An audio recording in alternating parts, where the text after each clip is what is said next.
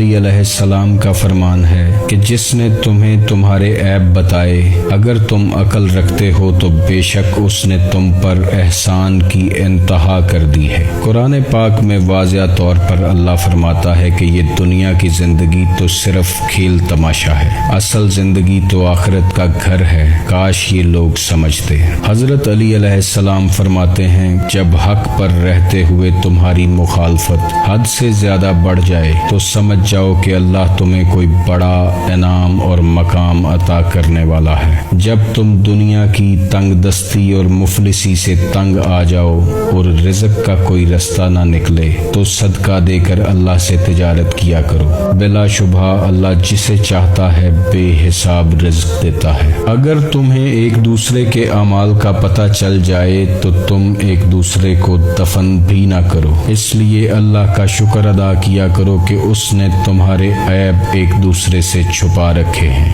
ناظرین، زندگی کا کامیاب سفر نفس امارہ سے نفس مطمئنہ تک ہی ہے۔ نفس امارہ انسان کو برائیوں کے لیے اکساتا ہے اور نفس مطمئنہ راضی برضا ہو جاتا ہے۔ زندگی میں سکون اور اطمینان کی تلاش کرو، کیونکہ یہ وہ دولت ہے جو بڑے بڑے بادشاہوں کے خزانوں میں بھی نہیں ہے۔ غافل کے لیے ساری کائنات حجاب ہے اور جاگنے والوں کے لیے ساری کائنات ایک انکشاف ہے۔ اگر اللہ کو پہچان لینے یعنی معرفت الہی حاصل کرنے کا جذبہ دل میں پیدا ہو جائے تو کائنات کا ذرہ ذرہ آپ کو اللہ کی طرف دھکیلنے میں لگ جاتا ہے۔ اللہ کی یاد میں نکلنے والے آنسو دل کو غسل دیتے ہیں اور اسے روشن کرتے ہیں۔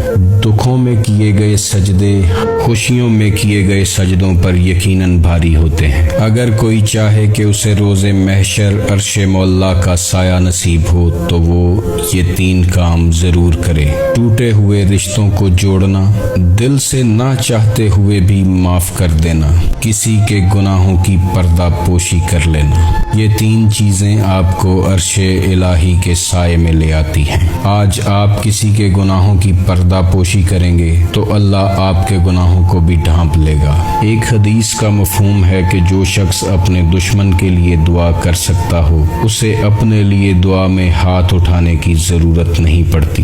اگر خوشی دینے والا اللہ ہے تو غم دینے والا بھی وہی ہے۔ اگر آپ خوشیوں کو دل سے قبول کرتے ہیں تو کبھی دکھوں کو بھی دل سے قبول کر کے دیکھیں، کیونکہ یہ دونوں کتابیں ایک ہی مصنف کی لکھی ہوئی ہیں۔ ہمیں ساری زندگی صرف اسی بات کی فکر لگی رہتی ہے کہ لوگ کیا کہیں گے، اور یقین جانیں